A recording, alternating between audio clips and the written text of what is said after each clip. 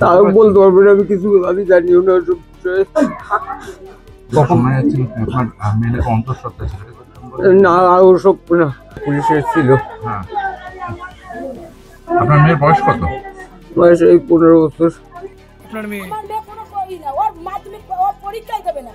আমি যার জন্য কাল করে মারিছি, যার জন্য আমি কালকে মারিছি, ওর পরীক্ষাই দিতে ইচ্ছা করে না, পড়াশোনাই করে না।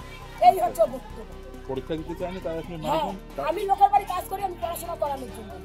সেইটাই যদি ওরা না করতে পারে, সেইটাই যদি আমি যদি কষ্ট করি, তাহলে সেই জিনিসটা আমার কি লাভ আছে?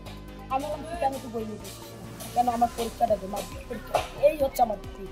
সেটা হচ্ছে কালকে, তাও ওর বাবা ঠাড়া সবাই বাড়ি ছিল। কালকে গলায় ধরে দেয়নি, আজকে দিয়েছে। ওই মারধর করেছেন বলে সেই রাগে দিয়েছে। ওই রাগেই হতে পারে, পড়াশোনা ওর মোটা পড়তে ইচ্ছে করে না, ওই বই নিয়ে বসতে বললে সেটাই করবে। ওইটাই ওর কাজ, ওটাই আমার ওর কাজ। পড়াশোনার কথা বলা হয়েছে, ওইটাই ও পড়াশোনাই মতো করছে। ও ছোট থেকে ভাত খাইছে, তারপর ঘরে আইছি, ঘরে ঘরে দরজা দেওয়া, লাথি মারছি, দরজা খোলে না। তার দিচ্ছি শিখ, বল কেটা কোথায় আসো, শিগগির আসো, আমাকে দরজা খোলে না। তার দৌড়ে গেছি আবার ওই সাইডে, ওই সাইডে জানলা খোলা আছে নাকি, যাই দেই জানলা দিয়ে বাড়িতে একটা লোক আসতো, তার সাথে কি মেয়ের কোনো সম্পর্ক ছিল? আমি জানি না। মেয়েটা কি প্রেগনেন্ট ছিল, অন্তঃসত্ত্বা ছিল? আপনার নাতনি কি অন্তঃসত্ত্বা ছিল, গর্ভবতী হয়েছিল? না না, যে লোকটা আসতো তিনি কে, আপনাদের কে হয়? ও লোকটা আমার বড় নাতির বন্ধু, তো আইতো মাঝে মাঝে, এইটাই জানতাম। গামছা হাতে, তা আমি বলছি আমার সাথেই বাজারে যাই প্রত্যেক দিন। তা আমি ওকে বাজারে যাবি না? বলছে হ্যাঁ পিসি যাবো, তুমি যাও আমি আসছি। তাই বলে আমি চলে গেছি। চলে যাওয়ার পরে ফিরে এসে দেখি ওই ঘরেও নেই। আমার আসা যায় ওদের বাড়ির পর ওই যে আমার বাড়ি। আমি বলছি কি ওর ঠাম্মারে বলছি যে আমার মিক্সার মেশিনটা তোমাদের বাড়ি আছে, কোয়েল কই? তা বলছে কোয়েল ওই ঘরেতে শুয়ে, যে ওই ঘরে দরজা দিয়ে শুয়ে আছে। তা বলছে তাহলে আমি জল আনতে যাচ্ছি। জল আনতে গেছি, যে ফিরে আর আসতে পারিনি, ওখানেই শুনি বলছে কোয়েল গলায় ধরে দিয়েছে। তা আমি শুধু ঠাম্মারে বলে গেছি যে মিক্সারটা কোয়েলে দিত না, উনি সেই ওরে বলতে গেছে যে মিক্সারটা দিয়ে পিসি চাচ্ছি। তারপর আর কিছু জানি না। যখন আমি প্রথমে দেখেছি তখন কটা বাজে, 9টা বাজে।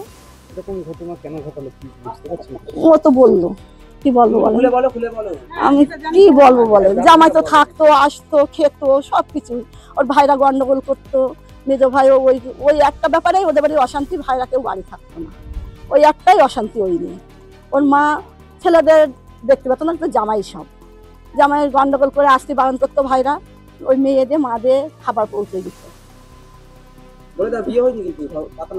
পাতানো জামাই, তোর বাচ্চা, ওর বিয়ে হয়েছিল, সেই বাচ্চা হচ্ছে ওই জামাইয়ের বাচ্চা, নাতনি এত বড়, প্রথম বউটা মারা গেছে।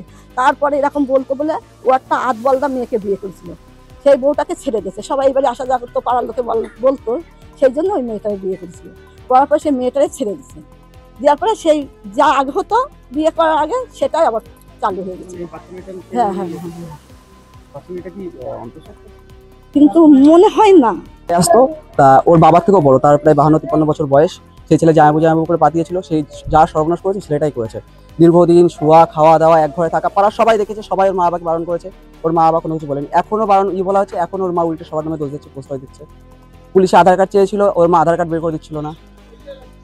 তারপরে যে মেয়েটাকে অন্তঃসত্ত্বা ছিল, এটা সেরকম এখন কিছু বোঝা যাচ্ছে না, মেডিকেল না আসলে বলা হবে না। সে মেডিকেল আসার পর তারপরে পুরো দোষ ওর মা বাবার। ওর মা বাবা এখন পুরো পাড়ার সবাইকে দোষ দিচ্ছে, কিন্তু দোষটা ওর মা বাবার পুরো। সবাই দেখেছে, সবাই বলেছে, কারোর কথা কোনো শুনিনি। উল্টে কেউ কিছু বলতে গেলে তাকে গালাগালি কিস্তি কামড়ি করতো। ওর বদ্দা বলতো, মেয়েটার যে বদ্দাদা আছে, ওর বদ্দা বলতো যে এরকম এরকম বিষয় হয়েছে। ওর বদ্দাদাকে মেরে বাড়ির থেকে গন্ডগোল করে তাড়িয়ে দিয়েছে, বদ্দাদা এখন আলাদা খায়, বাড়িতে ঢুকতেই দেয় না, এরকম বলেছে বলে। দীর্ঘদিন ও কারোর কথা শুনেনি, বিশেষ করে মা। সম্পর্ক তো নিশ্চয়ই ছিল, সম্পর্ক না থাকলে এক ঘরে খাওয়া দাওয়া শোয়া, আলাদা ঘর করে দিয়েছে ওর মা বাবাদের জন্য।